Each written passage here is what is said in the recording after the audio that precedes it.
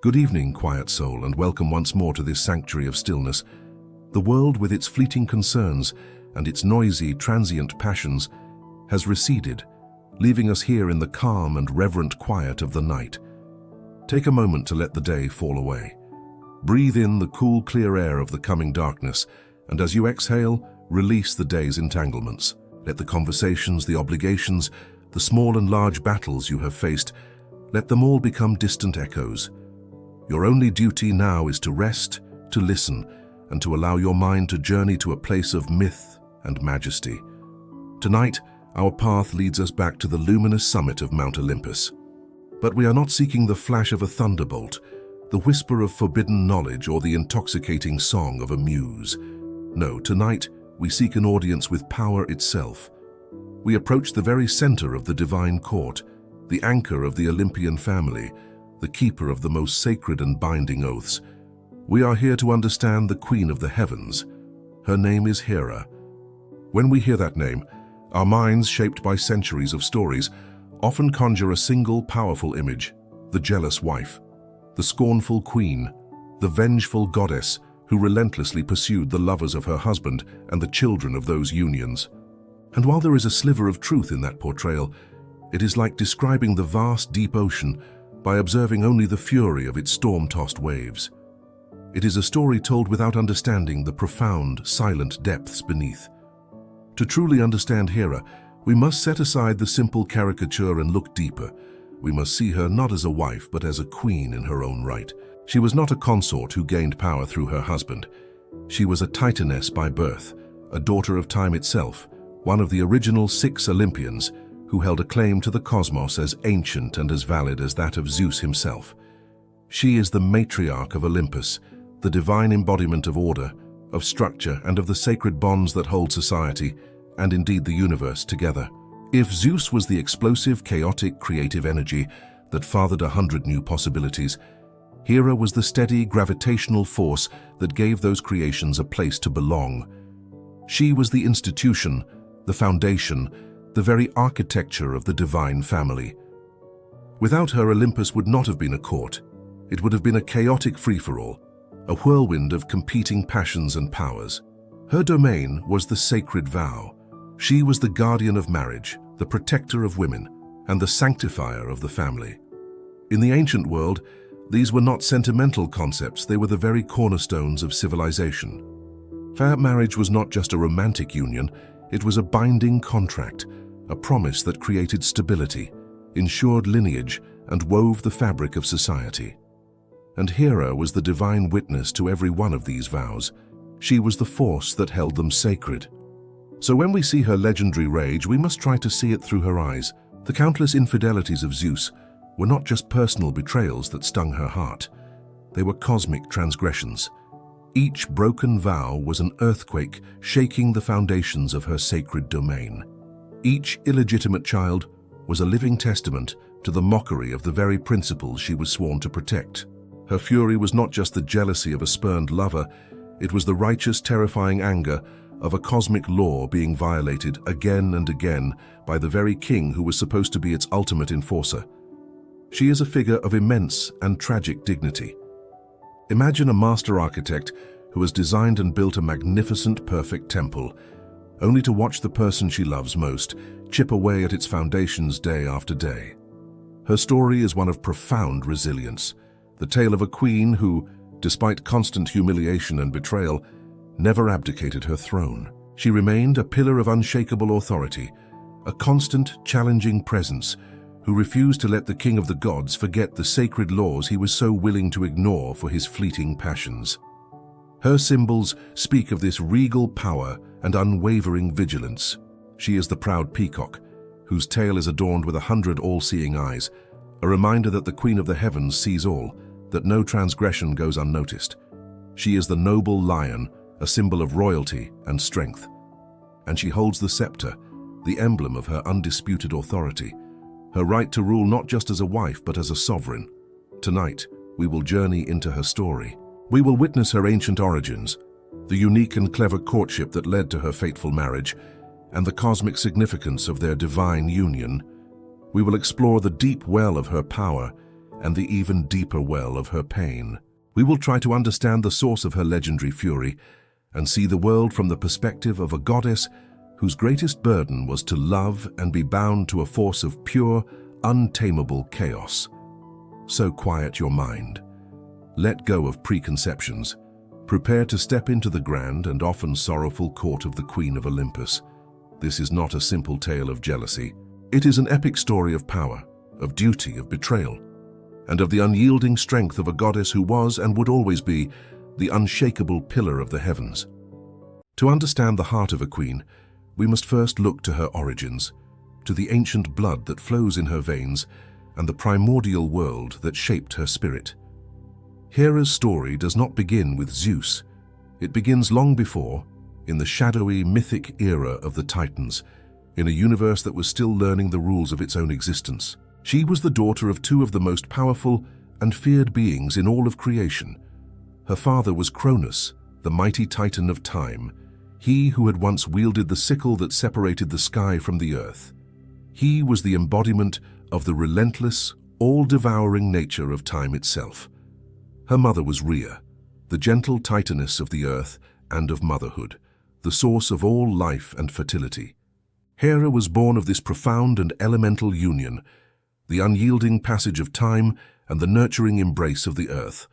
Within her flowed both the stern authority of her father and the maternal, protective instinct of her mother. She was destined from her very first breath for a role of great power and significance. She was born into a world of breathtaking beauty and silent terror. The reign of the Titans was a golden age, a time of plenty and of magic. But it was a paradise haunted by a terrible prophecy. A prophecy had been given to Cronus that he, who had overthrown his own father, Uranus, would in turn be overthrown by one of his own children. Cronus, the Lord of Time, was consumed by a paranoid fear of the future. He could not bear the thought of his own end, and so he devised a horrific solution to defy his fate. As each of his and Rhea's divine children were born, he would take the perfect, immortal infant and swallow them whole, imprisoning them within his own divine form, a dark and timeless prison from which there was no escape. One by one, Rhea's beautiful children were taken from her. First Hestia, the gentlest of all, was consumed, then Demeter, the future lady of the harvest, and then the third daughter was born, a being of startling beauty and a palpable, innate regality. This was Hera. Before her mother could even properly cradle her, Cronus seized her and she too was swallowed, her light extinguished in the endless darkness within her father. After her came Hades, and then Poseidon. Imagine that existence, an immortal consciousness, aware and fully formed, trapped in a void, suspended in a timeless, lightless prison. It was here in this shared darkness that the first 6 Olympians, the future rulers of the universe, spent their infancy. It was an origin born of terror and imprisonment, a beginning that would forever instill in them a deep understanding of the terrible abuse of power and the desperate yearning for order and justice. Hera, in particular, would never forget this first and most profound betrayal by a patriarchal authority. It was a lesson that would shape her entire existence. Rhea's heart was broken by her endless losses. When her 6th child, Zeus, was born, she could bear it no longer. She tricked Cronus, feeding him a stone wrapped in swaddling clothes, which he promptly swallowed, while the real infant Zeus was spirited away to the distant island of Crete to be raised in secret. Years passed. Zeus grew into a strong and powerful young god, his heart filled with a desire for justice and a burning need to liberate his captive siblings. When the time was right, he returned and challenged his father. Through a clever ruse, he forced Cronus to disgorge the children he had swallowed. And so, in a great and shuddering upheaval, the lost children of Cronus were reborn into the light. One by one they emerged, not as infants but as fully grown, powerful gods and goddesses, their time in the darkness having only amplified their divine energy. Poseidon, lord of the seas; Hades, the future king of the underworld; Demeter, the giver of grain; Hestia, the keeper of the hearth; and among them, Hera. She emerged not as a timid, rescued child, but as a queen in her own right. Her time in the darkness had not broken her, it had forged her. Her spirit was like a diamond compressed by unimaginable pressure into a thing of unbreakable strength and brilliant clarity. She possessed a natural majesty, a profound sense of her own worth and her rightful place in the cosmos. She had been born to rule, and her first act upon her rebirth was to claim that right. She and her siblings, now united and led by their youngest brother Zeus, waged a great and terrible war against their father and the other titans. For 10 long years, the universe was convulsed by the Titanomachy, a war of such epic scale that mountains were thrown like stones, and the very fabric of reality was strained to its breaking point. Throughout this war, Hera was not a bystander. She was a key figure, a goddess of immense power, her counsel as valuable as any weapon. She was a force of order and strategy in the midst of the chaos, her regal presence a constant reminder of the just and orderly world they were fighting to create. When the war was finally won, and the Titans were cast down into the dark pit of Tartarus, a new order had to be established. The universe needed a new king and queen. Zeus, as the liberator and the leader of the war, naturally took the throne of the king of the heavens. But the throne beside him could not be filled by just anyone. It required a goddess of equal stature, of equal power, and of equal primordial claim to the cosmos. There was only one choice. It had to be his elder sister, the majestic and powerful daughter of Time, the queen who had been forged in darkness and reborn into light. It had to be Hera. Her very origin story was not that of a consort, but that of a co-ruler, a survivor, and a founding member of the new divine order. She was not a goddess who was given power. She was a goddess who took back the power that was hers by birthright. The Great War was over. A new order reigned from the gleaming peak of Mount Olympus, and Zeus, the victorious king, sat upon his throne. But his victory felt incomplete. The cosmos had a king, but it lacked a queen. His court was a court of powerful individuals, but it lacked the central unifying bond of a sacred marriage to give it legitimacy and structure. And his heart, for all its power, felt a profound and singular pull towards one goddess alone, his sister, the majestic and formidable Hera. But Hera was not a goddess to be easily won.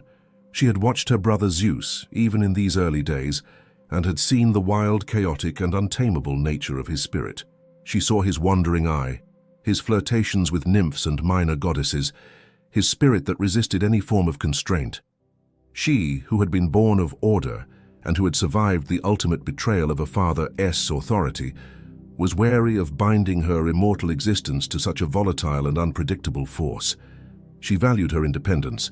She had her own power, her own domain. She repeatedly refused his advances, turning away from his grand proposals and his dazzling displays of power. She would not be just another one of his conquests.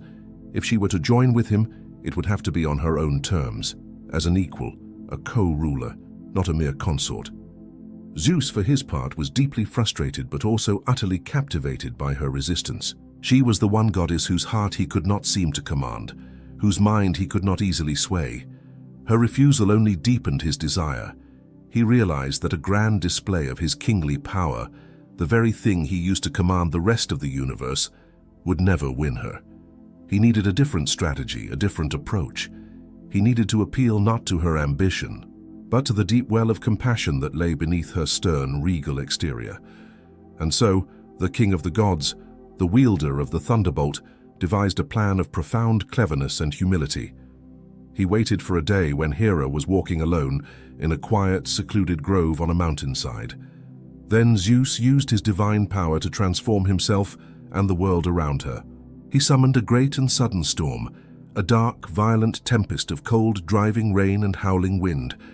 The sky grew black, and the world was plunged into a chaotic gloom. And into the heart of this storm, he sent a part of himself, transformed. Not as a mighty eagle, nor as a powerful bull, but as a tiny, shivering, and pathetic creature. He became a little cuckoo bird, its feathers soaked and ruffled, its small body trembling violently from the cold. As Hera walked through the storm, her divine form untouched by the rain, she saw the little bird fall from the sky, landing weakly at her feet. It was the picture of vulnerability, a small, helpless life about to be extinguished by the raging storm. Hera, the future goddess of women and protector of the innocent, felt her heart stir with a powerful surge of pity and compassion. She knelt down, her regal posture softening. She gently scooped up the tiny, shivering bird and held it to her breast, cradling it in her warm hands and sheltering it from the wind and rain within the soft folds of her divine robes. She whispered soft, comforting words to it, trying to soothe its trembling. And in that moment of pure, unguarded compassion, Zeus revealed himself. The tiny bird in her hands transformed in a flash of light, and suddenly it was Zeus, the mighty king of the gods, who was kneeling before her, still held in her embrace. He had used her own goodness, her own nurturing instinct, as a key to unlock the defenses around her heart. He had shown her a side of himself she had never seen before, not the powerful king, but the vulnerable supplicant. He looked into her eyes, and in that moment of closeness and surprise, he made his final, most fervent plea. He swore that he would honor her above all others. He swore that he would make her his true and equal queen, the sharer of his throne and his power. Hera, caught in this moment of profound intimacy and clever emotional strategy, finally relented. But she did not do so lightly. She was still the goddess of order and of the sacred bond. She agreed to marry him, but only on one unshakable condition. Their union was not to be a fleeting affair. It was to be a hieros gamos, a sacred marriage, a holy and eternal vow witnessed by all of creation. And she would not be just his queen, she would be the one and only queen of the heavens, forever. Zeus, in the heat of his desire and the thrill of his victory, eagerly agreed to her terms. He swore the most solemn and unbreakable of oaths, and so the bargain was struck. A bargain born of a clever deception and a moment of genuine compassion. Hera had won her throne and her title, securing her position as the eternal matriarch of the cosmos. And Zeus had won his queen, the one goddess he believed could stand beside him as an equal. But it was a foundation built on a paradox. He had won her by feigning weakness and promising fidelity, two things that were utterly contrary to his true, untamable nature. And she had accepted him, hoping that the sacred vow of marriage could contain and civilize the very chaos she had always distrusted. It was a beautiful, hopeful, and ultimately tragic beginning, a sacred promise that would be honored in title, but broken in spirit 1,000 times over. The oath had been sworn, the bargain had been struck. The union of Zeus, king of the heavens, and Hera, the queen-in-waiting, was decreed, and so the universe prepared for a wedding unlike any that had come before or any that would come after. This was not a mere ceremony. It was a hieros gamos, a sacred marriage, an event of such profound cosmic significance that the very fabric of reality paused to bear witness. The wedding was not held in the gleaming halls of Olympus, for even they were not grand enough for such an occasion. It took place in a place of perfect and eternal beauty, the fabled garden of the Hesperides, a mystical orchard at the farthest western edge of the world, where the evening star hangs like a jewel in the twilight sky. On the day of the wedding, a hush fell over all of creation. The boisterous winds held their breath. The roaring rivers softened their currents to a gentle murmur. The sun shone not with its usual fiery intensity, but with a warm, benevolent golden light. Even the great chaotic sea, the domain of Poseidon, grew calm and still, its surface a perfect mirror reflecting the joyous heavens. The gods and goddesses, the titans who had remained neutral in the great war, the nymphs of the rivers and the trees, and the spirits of the earth and sky, all of the divine and semi-divine beings of the cosmos gathered to attend. They came bearing gifts of unimaginable splendor, but the greatest gift was the harmony of their collective presence. For this one day, all rivalries were set aside, all conflicts forgotten. Hera, who had been forged in darkness and who had guarded her heart for so long, was a vision of breathtaking, regal beauty. She was attended by Iris, the goddess of the rainbow, who draped her in a gown that seemed to be woven from the very colors of the dawn. It shimmered with a light that was both soft and powerful. Upon her head, she wore not a heavy crown of gold, but a simple, elegant diadem of fresh, fragrant flowers, symbolizing the new life and the new beginning this marriage represented. Her usual stern and watchful expression was replaced by a look of serene, majestic joy. Zeus stood waiting for her, and for once, the wild, chaotic energy in his eyes was calmed. He looked upon her, not with the fleeting desire he showed for others, but with a deep, profound awe and respect. He was not just a king taking a consort. He was the sky finally uniting with the heavens in their most perfect, orderly form. When they stood together, a palpable shift occurred in the cosmos. It was as if two halves of a great and powerful whole had finally come together. He, the dynamic, creative, masculine energy of the sky. She, the stable, ordering, feminine principle of the heavens. In their union, the universe found its perfect balance. The raw, untamed power of the new Olympian order was finally given structure, legitimacy, and a sacred, foundational center. Their vows were not spoken in mere words. They were a divine resonance that echoed through all of creation. They were a promise of stability, an oath to uphold the new cosmic order they were creating together. In that moment, the institution of marriage was born, not just as a mortal custom, but as a sacred, universal law, and Hera was forever established as its divine guardian. When their union was sealed, the world itself celebrated. The garden of the Hesperides, already a paradise, burst into an even more glorious bloom. And it was then that the greatest of all wedding gifts was presented. Gaia, the primordial Mother Earth herself, brought forth her offering. From the fertile ground grew a magnificent tree. It was not an ordinary tree. Its leaves were of shimmering green and gold, and from its branches grew the most precious fruit in all of existence, the golden apples of immortality. This tree was Gaia's blessing upon their sacred marriage, a symbol of the eternal life, the divine knowledge, and the perpetual beauty that their harmonious union was meant to represent. This sacred tree and its precious fruit were placed under the protection of Hera, a treasure to be guarded for all time in her sacred garden. The celebrations lasted for what mortals would measure as 300 years. It was a time of perfect peace and joy, a golden honeymoon for the king and queen of the gods, and for the universe they now ruled together. This was the beautiful, hopeful, and perfect beginning. The Hieros Gamos was the ideal, the divine blueprint for what their relationship, and indeed all marriages, was meant to be. A harmonious union of equals, a source of stability and a force for creation.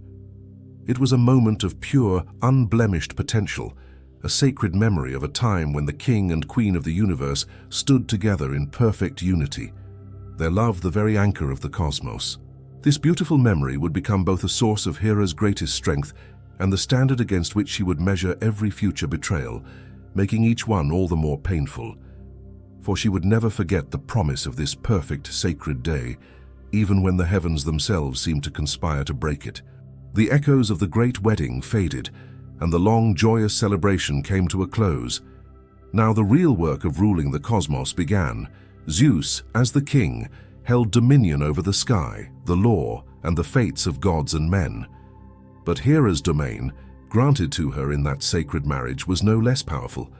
It was in many ways the very foundation upon which the world of gods and mortals was built. She was the great matriarch, the divine force that governed the most essential and sacred bonds of existence. Her primary and most sacred domain was marriage. She was the divine guardian of the wedding vow, the protector of the marital bond. In the ancient world, this was a role of immense and critical importance. Marriage was the bedrock of society. It was the institution that created legitimate heirs, that forged alliances between families and kingdoms, and that provided the stable, structured environment in which a community could thrive. It was the loom upon which the very fabric of civilization was woven. Every bride who walked towards her husband, every couple who joined hands and swore an oath of fidelity, did so under the watchful, protective gaze of Hera. She was the divine witness to their promise, and she was the celestial enforcer of its sanctity. She blessed unions with loyalty, with fertility, and with the strength to endure. A happy, faithful, and fruitful marriage was considered her greatest gift. But just as she was the source of its blessings, she was also the avenger of its violation.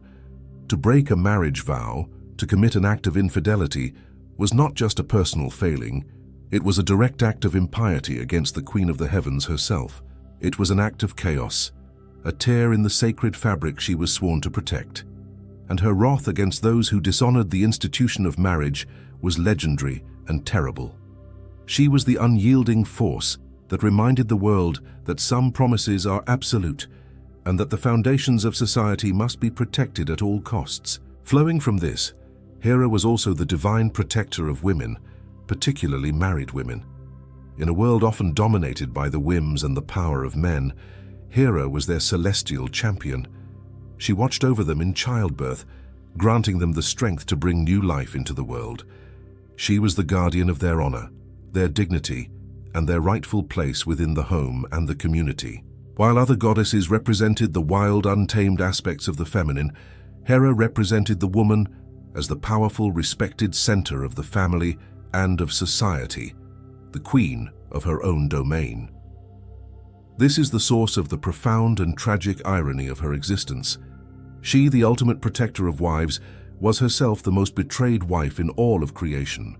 Her husband Zeus, the king who should have been the ultimate exemplar of the laws she protected, was their most flagrant and constant violator. Each of his affairs was a multi-layered betrayal. It was a personal wound to her heart, a public humiliation of her status as his one true queen, and most devastatingly, it was a direct, blasphemous attack on the very core of her divine domain. It was as if Poseidon were to poison his own oceans, or as if Apollo were to try and extinguish the sun. Zeus's actions undermined the very foundation of her power and the cosmic order she represented. This is the key to understanding her legendary rage. When she pursued Zeus's mortal lovers, the Letos, the Semiles, the Ios, she was not simply acting as a jealous wife lashing out in a fit of pique. In her eyes, she was acting as the divine enforcer of a sacred law. These women, in her view, were accomplices in an act of cosmic treason, disrupting the sacred harmony of the universe. Her punishments, though often cruel and terrible, were, from her perspective, the righteous and necessary acts of a queen attempting to restore order and protect the sanctity of her domain against constant, relentless assault. Her rage was not just personal, it was political. It was theological. It was the fury of a goddess whose very reason for being was being systematically dismantled by the one person who had sworn the most sacred of oaths to honor it. Her domain was the very structure of the world, the bonds of loyalty and fidelity that prevent society from descending into chaos. She was the divine matriarch, the unshakable pillar of commitment in a world of fleeting passions. To understand Hera is to understand that her story is a tragedy of cosmic proportions, the tale of a queen of order, forever bound in a sacred marriage to the king of chaos. Her endless struggle was not just to protect her own heart, but to protect the very idea that some vows are meant to be unbreakable. The great queen of the heavens, like all the Olympians, was surrounded by symbols that were extensions of her power and echoes of her story. To look upon her sacred emblems was to understand the different facets of her complex and majestic nature, her unwavering vigilance, her hidden depths, and her supreme authority. Her most famous and breathtaking symbol was the magnificent peacock. Imagine a bird of impossible beauty, its body a deep iridescent sapphire blue, its head adorned with a delicate crown-like crest, but its true glory was its tail. When fanned out, it became a great and shimmering tapestry, a celestial map of 100 mesmerizing eye-like patterns. These were not the eyes of a simple creature. They were a reminder of the queen's eternal watchfulness. For these were said to be the very eyes of Argus Panoptes, her most faithful servant. Argus was a gentle giant whose body was covered with 100 sleepless eyes. He could see in all directions at once, and some of his eyes were always awake, always watching. Hera had once set him to guard a mortal lover of Zeus, the priestess Io, who had been transformed into a white heifer. But the ever-wily Zeus sent his messenger Hermes to lull the great giant to sleep with enchanted music and then slay him. Hera's heart was filled with sorrow for the loss of her loyal guardian. In a final, beautiful act of tribute, she carefully gathered his 100 eyes and placed them upon the tail of her favorite bird, the peacock. From that day on, the peacock's magnificent tail was a living monument to her fallen servant, but it was also a powerful and constant declaration. It was a message to all the universe. The Queen of the Heavens sees everything. Her vigilance is eternal. No transgression, no secret, no broken vow can ever truly be hidden from her all-seeing gaze. The peacock, in its proud and regal beauty, became the symbol of her omniscience. a beautiful but stern reminder of her inescapable authority. Her sacred fruit was the deep, jewel-toned pomegranate. Picture a ripe pomegranate, its tough, leathery skin the color of burnished leather. When it is broken open, it does not reveal a soft, simple flesh. Instead, it reveals a treasure hoard of hundreds of individual glistening seeds, each one a tiny blood-red jewel, bursting with a sweet and complex flavor. This fruit was a profound symbol of Hera's domain. The tough, protective outer skin represented the sanctity and the resilience of the marriage vow. The protective shell of the family unit, and the countless seeds held within represented fertility, the promise of legitimate heirs, and the continuation of a strong and prosperous lineage. But the pomegranate held a deeper, more complex meaning as well. It was the very fruit that had bound Persephone to the underworld, a symbol of a bond that once entered could not be entirely broken. For Hera, it was a reminder of the solemn, binding, and often inescapable nature of the marriage vow. It was a symbol of a commitment that, like the consumption of the pomegranate seeds, alters one's destiny forever. It represented the sweet joys, the hidden complexities, and the unbreakable ties of the sacred unions she guarded. Finally, there was her most direct symbol of power, her crown, the polos. Imagine a tall, cylindrical crown, not a delicate diadem, but a firm, solid circlet of purest gold, sometimes described as being adorned with the stars themselves. This was not a mere piece of jewelry. It was the emblem of her status as a celestial sovereign. While Zeus had his thunderbolt and Poseidon his trident, Hera had her crown, a symbol not of destructive power, but of the authority to rule, to order, and to command respect. When she sat upon her throne on Olympus, wearing her starry crown, she was not just Zeus's wife.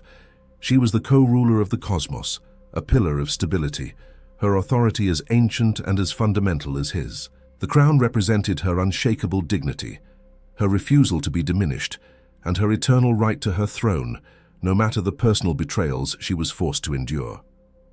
It was a constant, silent declaration of her own power, her own worth, and her own unyielding place at the very center of the universe.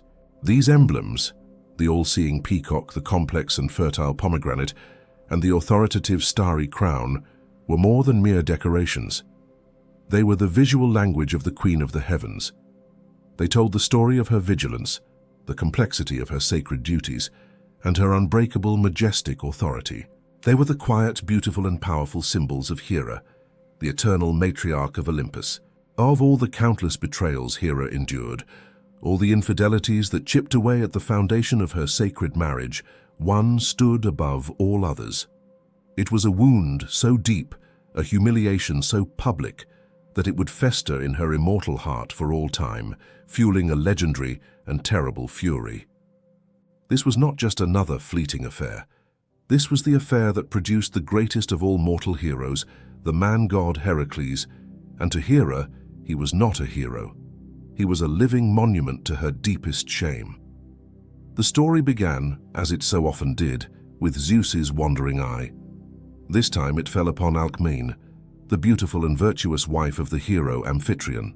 Desiring her, Zeus devised his most audacious and cruel deception. He disguised himself as Alcmene's own husband, returning from a long war, and so tricked the faithful wife into his embrace. From this deceitful union, a child was conceived, a demigod who would possess the immense strength of his father Zeus. Zeus was consumed with a proud and boastful love for this unborn son. In a great hall on Olympus filled with the other gods, he swore a mighty and reckless oath. He declared that the next male child born of his own bloodline would become a great king, a ruler of all those around him. Hera heard this oath, and a cold, calculating fury born of endless pain took hold of her. She saw his pride in this child of betrayal, and she knew she had to act. This was not just another affair. This was an attempt by Zeus to create a king from his own infidelity, a direct and public mockery of her role as the guardian of legitimate heirs. With a cold and quiet precision, she descended from Olympus. She first went to the home of the intended king, the cousin of the unborn Heracles, a man named Eurystheus. Using her divine power, she caused his wife to go into labor prematurely, ensuring that Eurystheus, who also had the blood of Zeus in his veins, would be born first. Then she flew to Alcmene, and through her divine will, delayed the birth of Heracles. And so, by a matter of hours, Zeus's great oath was foiled. The kingship he had intended for his glorious, illegitimate son was instead given to the weaker, more cowardly Eurystheus. This was Hera's first great act of vengeance against the child, an act of brilliant, legalistic revenge that turned Zeus's own proud oath against him. When the child was finally born, he was named Heracles, a name that ironically meant the glory of Hera. It was a desperate attempt by his mortal parents to appease the furious queen, but it only fueled her rage. To her, the name was a constant, bitter reminder of her own humiliation. Her attempts to destroy the child began in his infancy. She sent 2 monstrous venomous serpents to his crib, intending to silence the evidence of her husband's betrayal before it could even grow. But even as a baby, Heracles possessed the impossible strength of his father. When his mother rushed into the room, she found the infant gurgling happily, holding a strangled serpent in each of his tiny, powerful fists. Hera realized then that this child could not be so easily destroyed. He was protected by a great and terrible destiny, and so her strategy shifted. If she could not erase him, she would make his life an endless series of trials. She would become the architect of his suffering, the constant oppressive force that would test his divine strength to its very limits. It was Hera's implacable hatred that drove King Eurystheus to command Heracles to perform his legendary 12 labors, a series of impossible suicidal tasks designed to destroy him. From slaying the Nemean lion to cleaning the Augean stables, to descending into the underworld itself to capture Cerberus, each task was meant to be his end. But a strange and powerful irony began to unfold. With every impossible task she set before him, with every monster she sent to kill him, Heracles did not just survive, he grew stronger. He grew more famous. The very trials that were meant to be the instruments of his destruction became the forge of his legendary heroism. The world began to see him as the greatest of all champions, a symbol of humanity's ability to overcome any obstacle. Hera's relentless persecution, born of her deep and righteous pain, had inadvertently become the catalyst for his immortal glory. She was the dark force that he was destined to overcome, the shadow that made his light shine all the more brightly. Her fury never truly abated. It was a constant, sorrowful wound in her heart. To her, every cheer for the great hero Heracles was a fresh wave of humiliation. Every story of his mighty deeds was a reminder of her husband's greatest betrayal and her own inability to erase it. Her story with Heracles is the ultimate tragedy of her existence. It is the story of a queen's righteous anger being twisted by fate into the very thing that creates her enemy's greatness. It is a quiet, sorrowful lesson that sometimes, the more we fight against a painful truth, the more we unintentionally feed its power, until it grows into a legend that overshadows our own. For a goddess whose sacred domain was the family, the bond between a mother and her children should have been a source of her greatest joy and strength. But for Hera, whose own family life was a landscape of constant turmoil and betrayal, even her relationships with her own legitimate children were marked by a profound and sorrowful complexity. Her 2 most famous sons by Zeus, Ares, and Hephaestus were not so much reflections of her love, but of the deep conflicting currents of her own embattled soul. First, there was Ares, the god of war. He was born of the union of the 2 most powerful gods on Olympus, and he inherited the raw, untamed power of his father and the fierce, unyielding pride of his mother. But he was a being of pure, violent impulse, a force of chaos that Hera, the goddess of order, could never truly understand or control. She had hoped for a son who would be a champion of her own authority, a strong and loyal enforcer of her will.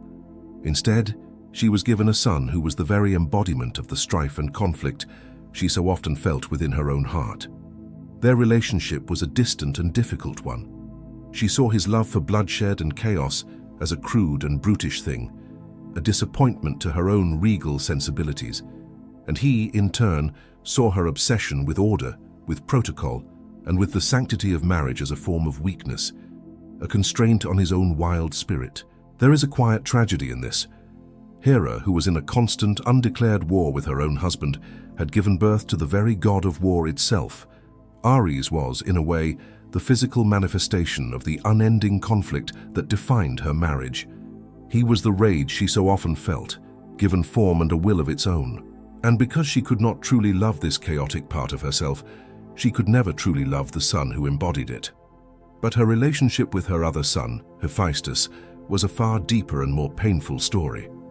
The birth of Hephaestus is a tale told in two different, conflicting ways, but both speak to the profound wounds in Hera's pride.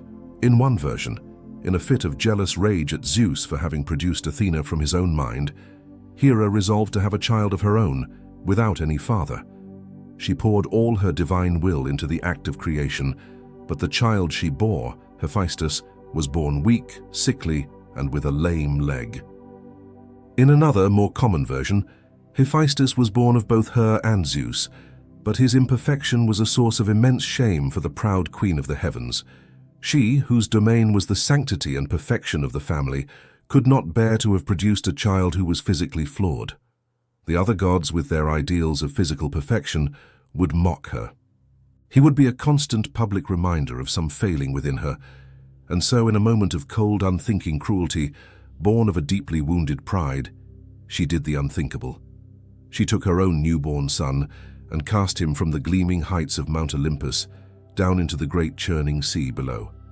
It was an act of profound and tragic rejection, the ultimate betrayal by a mother. But Hephaestus did not perish. He was found and rescued by two gentle sea goddesses who raised him in a secret grotto beneath the waves.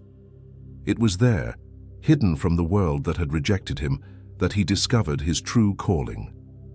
He became the greatest craftsman the world had ever known, his hands, though attached to a broken body, capable of creating things of impossible beauty and perfect function. Years later, he would have his revenge, crafting a magnificent golden throne and sending it as a gift to his mother on Olympus. When Hera sat upon it, invisible chains sprang forth, binding her fast. None of the other gods, for all their strength, could free her. She was trapped, a prisoner of her own son's brilliant, bitter craft. Only Hephaestus himself, the lame god she had cast away, had the power to release her. He was brought back to Olympus in a grand procession, not as a rejected child, but as a master craftsman whose skill was now indispensable. This story, in all its pain, reveals the deepest flaw in Hera's own character. Her obsession with the outward appearance of perfection, with the maintenance of her own dignity and status, was so all-consuming that it could lead her to reject the very child she was sworn to protect. Her relationships with her sons were a mirror of her own inner turmoil. With Ares, she was distant, unable to embrace the chaotic conflict he represented, and with Hephaestus she was cruel, unable to accept an imperfection that she felt reflected poorly on herself. She was the divine matriarch, the guardian of the family, yet she was unable to create a loving and functional family of her own. It was the great and sorrowful paradox of her reign, a quiet, heartbreaking testament to the ways that deep personal wounds can poison even the most sacred of bonds. The Queen of the Heavens, as we have learned, possessed a vigilance that was as vast as the sky itself. Her gaze was a constant, watchful presence over the mortal and immortal realms, ever alert for the telltale signs of her husband's wandering heart. And so it was that her attention was drawn to a mortal priestess of immense beauty named Io. Io served in Hera's own temple, a young woman of great piety and grace. But her beauty had captured the ever-restless eye of Zeus. He visited her in dreams, whispering promises of divine love, but Io, loyal to her goddess, resisted his advances. Zeus, however, was not a king to be easily denied. To hide his affair from his queen's watchful eyes, Zeus cloaked the entire world in an unnaturally thick and sudden blanket of dark clouds. It was a clumsy, obvious attempt at secrecy, and for Hera, it was as telling as a confession. Her throne on Olympus felt cold, and she knew with the certainty of long and painful experience that her husband was once again breaking his sacred vow. She descended from the heavens, parting the dark clouds with her divine will, and there in a quiet meadow below she found him. But he was not standing with the priestess Io. He was standing next to a beautiful, flawless, snow-white heifer, a young cow of a kind she had never seen before. Hera was no fool. She knew at once that this was a desperate last-minute transformation, a trick to hide the young woman from her sight. But she did not erupt in a storm of rage. Instead, a cold, sharp, and dangerously calm intelligence took hold of her. She decided to play his game. She approached her husband, a serene and pleasant smile on her face. She commented on the heifer's magnificent beauty, asking him where such a creature had come from. Zeus, trapped in his own lie, stammered that it had simply sprung from the earth. With that same sweet, unwavering smile, Hera then made a simple request. She asked him to give her the beautiful heifer as a gift. Zeus was caught in a perfect trap. To refuse such a small gift would be to admit his guilt, but to grant it would be to hand his beloved Io directly over to the very goddess he was trying to hide her from. After a moment of agonizing indecision, he knew he had no choice. He agreed. And so Io, the beautiful priestess, now trapped in the form of a cow, became the property of the very queen she had once served. Hera, knowing that Zeus would try to rescue the heifer, needed a guardian who could not be tricked, a sentry who could never be caught unaware. She called upon her most faithful and unusual servant, Argus Panoptes. Argus was a gentle and loyal giant, but his most remarkable feature was that his entire body was covered in 100 bright, watchful eyes. At any given moment, only 2 of his eyes would sleep, while the other 98 remained wide open, vigilant, and alert. He was the perfect, inescapable warden. Hera commanded Argus to take the white heifer and tether it to an olive tree in a sacred grove, and to watch over it day and night without fail. And so began Io's long and sorrowful imprisonment. She was forced to eat the bitter grass of the fields and drink the muddy water of the streams. She could not speak, her voice only able to produce the mournful lowing of a cow. She would see her own family, her father and her sisters, and try to communicate with them. But they would only pat her beautiful white coat, never knowing the heartbroken soul that was trapped within. Argus was her constant shadow, his 100 eyes a relentless, unblinking reminder of her captivity. Zeus, watching from above, was tormented by the suffering he had caused. He could not bear it any longer. He summoned his most clever and cunning son, Hermes, the messenger god, the master of trickery and stealth. He gave him a single difficult command: to slay the all-seeing Argus and to free Io. Hermes descended to the earth, disguised as a simple shepherd.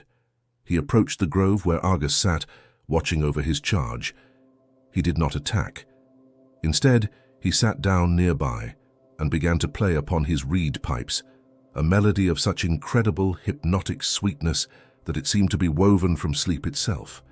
The music was gentle, monotonous, and endlessly soothing. Argus, who had never known a moment of true rest, listened to the enchanting tune. One by one, his many eyes, which had fought off sleep for so long, began to grow heavy. The music flowed over him like a warm, slow river. 10 eyes closed, then 20, then 50. Hermes played on, his melody never wavering. Finally, after what seemed like an eternity, the last of Argus's 100 vigilant eyes drifted shut. The all-seeing giant was, for the first and last time in his life, completely asleep. In that moment, Hermes drew his sword and with a single swift blow ended the giant's life. When Hera learned of the death of her most loyal servant, her heart was filled not with rage this time, but with a deep and profound grief. Argus had been utterly faithful, and he had been defeated not by strength but by the very trickery she so despised. She would not let his loyalty be forgotten. She descended to the grove, and with a gentle, sorrowful reverence, she plucked each one of his 100 beautiful, now lifeless eyes. Then she took her sacred bird, the peacock, a creature she loved for its proud and regal bearing, and one by one she placed the eyes of Argus upon the bird's magnificent tail feathers. In an instant, the plain feathers transformed into a breathtaking, shimmering tapestry of iridescent blue and green, each feather adorned with a mesmerizing eye-like pattern. The peacock's tail became a living, beautiful memorial, a celestial map of stars that would forever honor the memory of the guardian who had served his queen so faithfully. And it became her most powerful symbol, a constant, silent declaration to the world that even if one of her guardians should fall, the Queen of the Heavens is always watching. Her sight is eternal, and the memory of loyalty is a thing of beauty that will never fade. The sacred marriage, the very foundation of the Olympian order, had been established. Hera, as its divine guardian, saw her role not just as a privilege, but as a solemn, cosmic duty. In her eyes, any who conspired with her husband to violate this sacred bond were not innocent victims of a goddess' desire. They were willing participants in an act of chaos, and it was her divine responsibility to restore order. And so the Queen of the Heavens became a relentless and terrifying force of divine retribution, a living embodiment of consequence. Two stories, more than any others, illustrate this grim and unwavering aspect of her reign. The first was the long and desperate flight of Leto. Leto was a gentle Titaness, a daughter of the old order, and her beauty had, like so many others, captured the eye of Zeus. From their union, she was destined to bear two of the most glorious gods of the new generation, the twins Apollo and Artemis. When Hera learned of the affair and the coming birth, her fury was cold and absolute. This was not just another dalliance. This was the creation of new and powerful gods outside the sacred bounds of her marriage, a direct threat to the legitimacy of her own children and the stability of the Olympian succession. She was determined that these children of betrayal would have no place in the world to be born. She began not with a direct confrontation, but with a decree of cosmic scope. She declared a great and terrible curse upon Leto. No land, no island, no place on the solid, sunlit earth would be allowed to give her shelter. The very ground, the domain of Mother Gaia, was now forbidden to her. And so began Leto's long and sorrowful exile. She wandered the earth, her body heavy with child, searching for a single patch of ground where she could rest and give birth. But everywhere she went, the land itself seemed to recoil from her. Islands would tremble and refuse her entry. The spirits of rivers and mountains would turn her away, their fear of the queen's wrath far greater than their pity for the desperate mother-to-be. Hera's curse was absolute. She even sent the great and monstrous serpent Python to hunt Leto across the globe, ensuring she would never know a moment's peace. Furthermore, she held her own daughter, the goddess of childbirth, hostage on Olympus, forbidding her from aiding Leto in her time of need.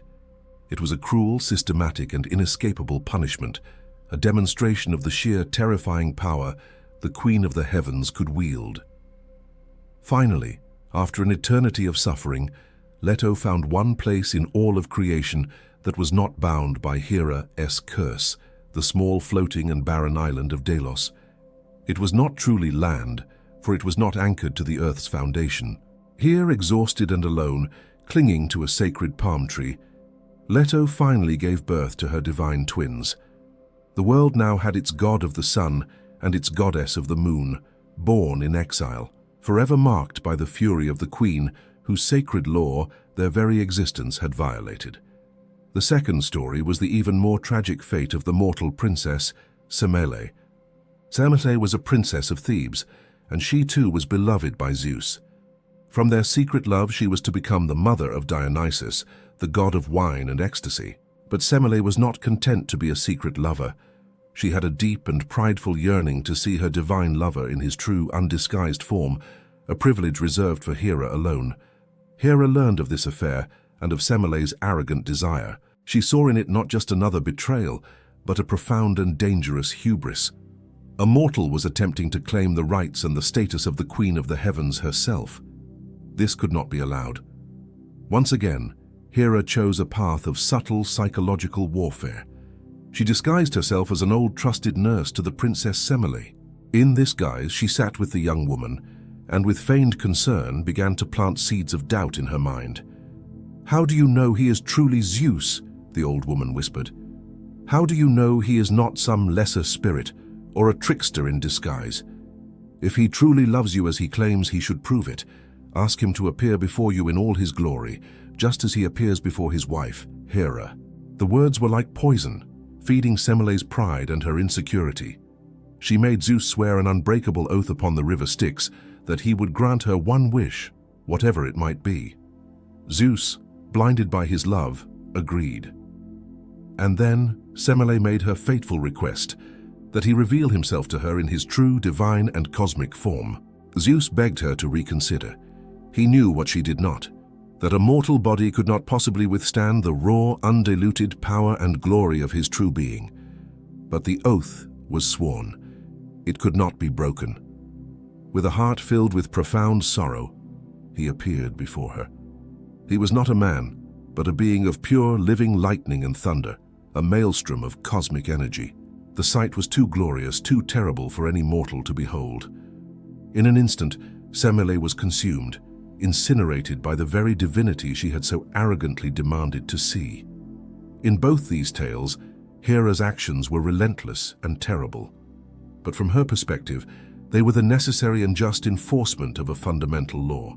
Leto and Semele had, willingly or not, participated in the desecration of the sacred bond of marriage. They had, in their own ways, challenged the authority and the unique position of the Queen of the Heavens. And Hera, as the eternal guardian of that order, met their challenge with a response that was as absolute and as inescapable as a law of nature. The reign of Hera on Olympus was not one of quiet, passive suffering. She was not a queen who simply wept and plotted her revenges in the shadows. There were moments when the endless betrayals of her husband, his constant disregard for their sacred vow, and his arrogant flaunting of his power became too much to bear. In one of these moments, her deep, simmering resentment finally boiled over into open rebellion. She decided that if her husband would not honor the laws of the cosmos, then he was no longer fit to be its king. This was not a fit of pique. It was a calculated political coup, a moment of profound and dangerous courage. Hera, the pillar of order, was about to unleash chaos in the name of a higher justice. She knew she could not act alone. Zeus was too powerful. So, she began to move through the halls of Olympus, not as a queen, but as a revolutionary. She sought out the other gods who had grown weary of Zeus's tyranny, his arrogance, and his unpredictable rages.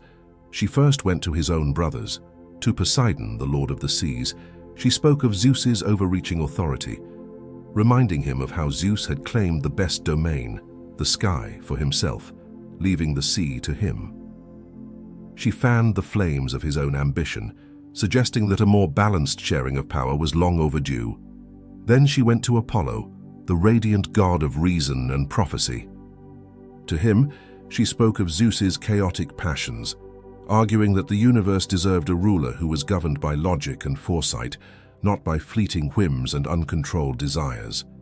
With her powerful charisma and her unshakable conviction, she forged a secret and powerful alliance.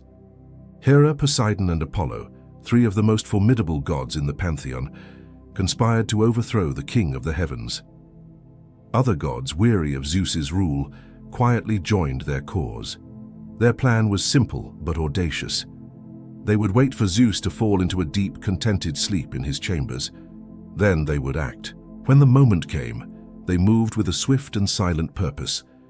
They crept into the king's great bedchamber. While Zeus lay sleeping, unsuspecting, the conspirators bound him to his bed with countless rawhide thongs, tying them in a complex web of intricate knots that could not be untied. The king of the gods, the wielder of the thunderbolt, was trapped, rendered helpless by their clever collective action. He awoke to find himself a prisoner in his own bed. He struggled, roaring with a fury that shook the foundations of Olympus, but the bonds held fast. The more he struggled, the tighter the knots became. The conspirators stood before him triumphant. They began to argue amongst themselves about who should take his place, who would now rule the cosmos. For a moment, it seemed that Hera's great rebellion had succeeded. The tyrant was overthrown, and a new order was about to begin. But they had underestimated the loyalty that Zeus commanded in other, unexpected corners of the heavens. In the midst of their squabbling, the sea nymph Thetis, a goddess of the waters, had seen what was happening. Her heart was filled with terror at the thought of the cosmic chaos that a civil war among the gods would unleash. She slipped away and dove deep into the earth, down to the dark and gloomy realm of Tartarus. There she sought out one of the ancient primordial beings who had been imprisoned after the Great War with the Titans. She called for Briareus, the Hecatonchires, a creature of immense and terrifying power, a being with 100 arms and 50 heads. He was a loyal friend to Zeus, who had once freed him from his bonds.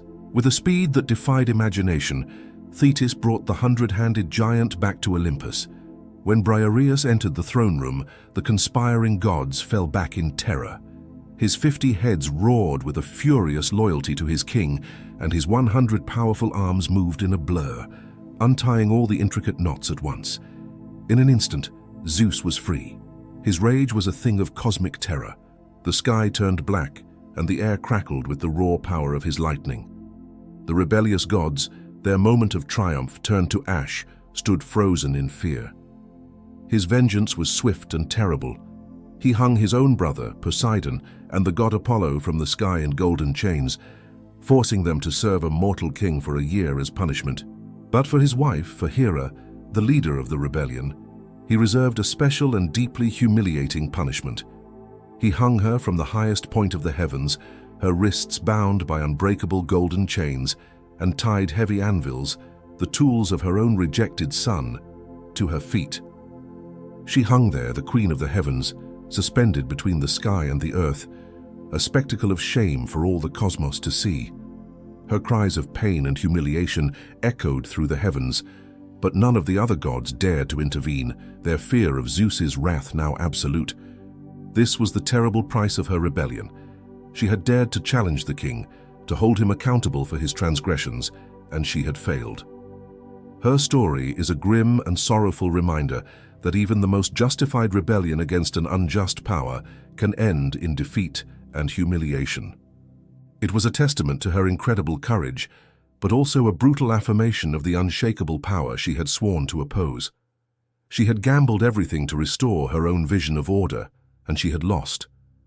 The influence of the gods often moved like a great slow river, shaping the course of mortal lives over generations.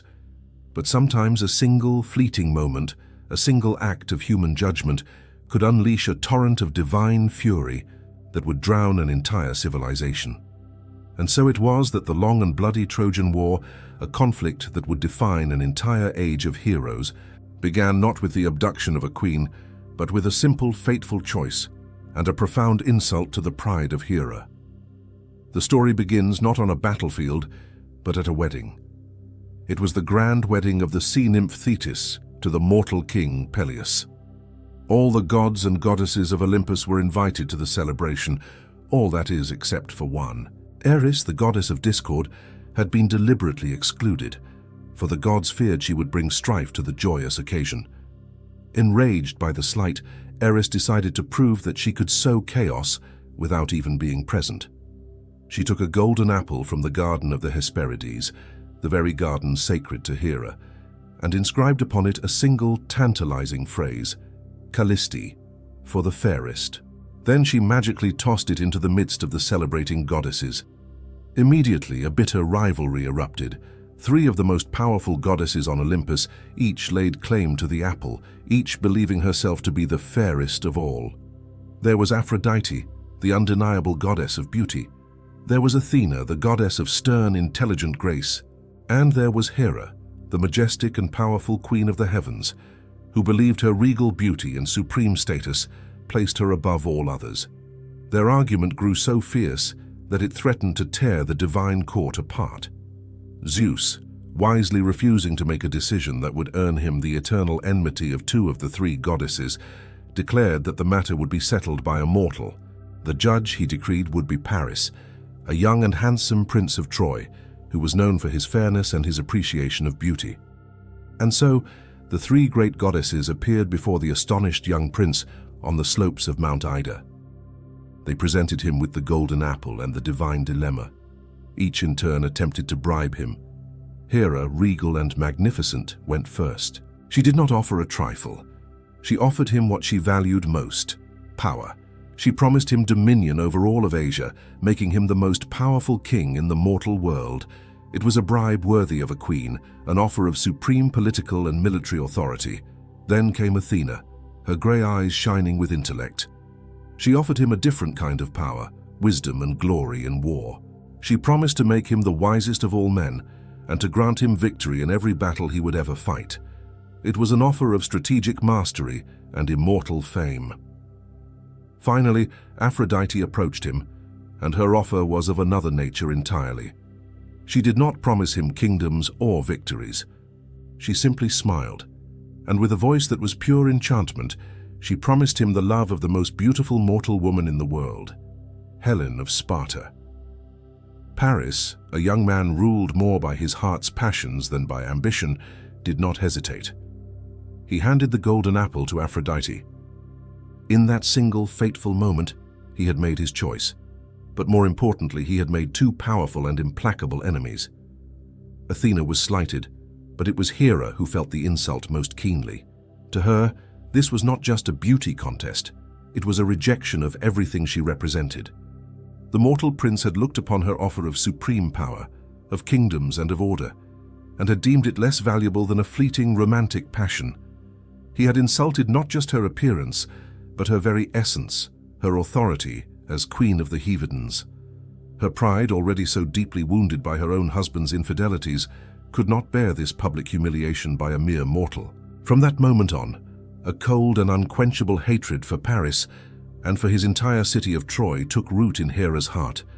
She swore a silent, terrible oath that the city of the prince who had insulted her would be utterly destroyed. When Paris, with Aphrodite's aid, later abducted Helen and took her to Troy, he gave Hera the very tool she needed to exact her revenge. The abduction was the spark, but Hera's wounded pride was the vast dry forest waiting to burn. Throughout the 10 long years of the Trojan War, Hera was the Trojans' most relentless and formidable enemy. She was the divine engine of the Greek war effort. While the other gods might shift their allegiances, her hatred for Troy never wavered. She worked tirelessly from Olympus, plotting and scheming, urging the Greek heroes on, protecting them in battle, and constantly thwarting any attempt by Zeus to show mercy to the Trojans. She would use her own allure to distract Zeus at critical moments, allowing the Greeks to gain an advantage. She would descend to the battlefield herself, her voice like the roar of 50 men to rally the wavering Greek armies. She was not just a supporter of the Greek cause, she was its architect, its driving force. Her desire for vengeance was so absolute that she would accept nothing less than the complete and utter annihilation of Troy. When the city finally fell, its towers burned, its men slain, its women taken captive, Hera watched from on high, her heart cold and satisfied. Her honor in her own eyes had been restored. The insult had been answered. The story of the judgment of Paris is a chilling and powerful lesson. It teaches that the pride of a god is a force of nature, and that a single moment of disrespect, a single slight to a queen's honor, can set in motion a devastating chain of events that can bring down empires and erase a generation of heroes from the world. We have journeyed through the fire and the fury of Hera's reign. We have stood in the shadow of her towering rage. We have felt the chill of her cold, calculating vengeance, and we have mourned the collateral damage of her wounded pride. It is easy, after such a journey, to see her only as a force of destruction, a jealous queen defined by the betrayals she endured. But to leave her story there is to miss the final, most profound truth of her existence. It is to see the storm, but not the sky it clears. Now, in the quiet of this moment, let us step back. Let us look upon the entire, intricate tapestry of her life, not just the dark and violent threads, but the strong golden ones that hold the entire picture together. When we do, a different image of the queen begins to emerge. Hera was not the opposite of Zeus. She was his necessary and perfect counterbalance. Zeus was the god of the boundless, chaotic, creative impulse. He was the thunderbolt, the sudden flash of inspiration, the untamed energy that scatters seeds across the world, creating new life and new possibilities without thought for consequence. He was the force of expansion, of change, of endless potential. But a universe of pure, untamed expansion would be a universe of chaos. It would be a world without structure, without loyalty, without meaning. Hera was the force of stability.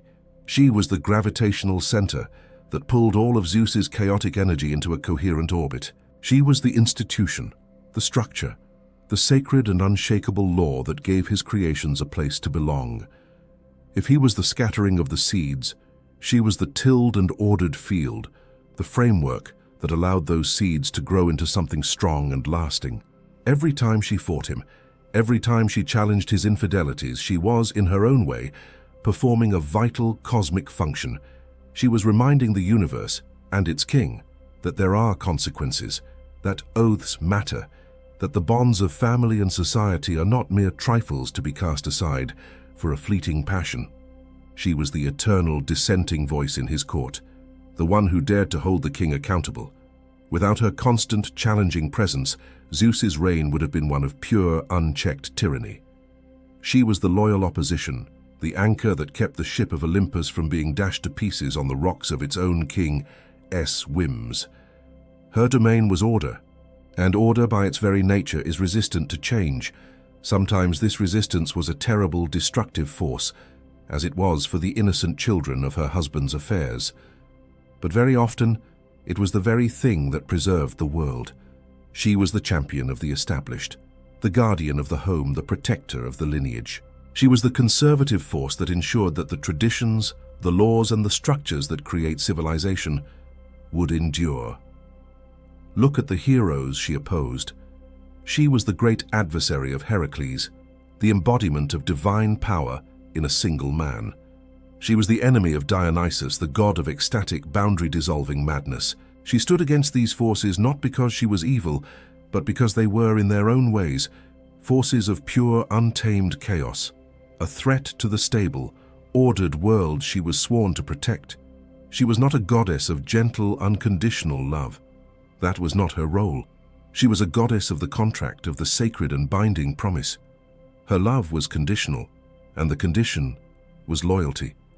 To those who honored their vows, who respected the sanctity of the family, she was a fierce and powerful protector. But to those who broke them, she was a terrifying and implacable foe. In the end, Hera's legacy is a profound and difficult one. She teaches us that stability requires sacrifice, that order sometimes demands a heavy price, and that the bonds that hold our world together, the vows of marriage, the loyalty of family, the laws of a society, are not to be taken lightly. They are ancient and powerful structures, and when they are broken, the consequences can shake the very heavens. She was not the easiest of the goddesses to love. Her story is not filled with gentle miracles or heartwarming tales. It is a story of struggle, of pain, of a profound and lonely dignity. But she was perhaps one of the most necessary. She was the queen, in every sense of the word, the pillar of order, the guardian of the vow, and the unshakable, majestic, and often terrifying force that held the chaotic world of the gods together. May you find not bitterness, but a deeper understanding of your own strength. When you are humbled, may you rise again, not with a broken spirit, but with your dignity intact, your crown still firmly upon your head, even if only you can see it. May you become the fierce guardian of your own sacred vows, the promises you make to others, and just as importantly, the promises you make to yourself. May your word be a bond of strength, and may you find the wisdom to build a life based on loyalty, trust, and unwavering commitment. May you learn to wield your anger not as a destructive fire, but as a focused and clarifying light, a tool that shows you where a boundary has been crossed, where an injustice has been done, where action must be taken to restore order and balance to your world. And as you drift now into the deep and restorative quiet of the night, may you feel a sense of profound and regal peace, a peace that comes not from a life free of struggle, but from the deep inner knowledge that you have the strength and the dignity to face whatever comes. Let go of the battles of the day. You have stood your ground. You have held your own. Now, the queen within you deserves her rest. Lay down your scepter, quiet your watchful mind, and allow yourself to be enveloped in a sleep that is as deep, as peaceful, and as majestic as you are. The great hall of Olympus is now quiet. The final echoes of a queen's story have faded. The sky is clear. The stars are watching. Your reign over the day is done. Release your watch. Release your burdens. Release all thought. There is only the steady, silent rhythm of the cosmos and the gentle rise and fall of your own breath. A deep, majestic, and peaceful sleep awaits its queen, its king. Rest now. Reign over your dreams. Sleep now.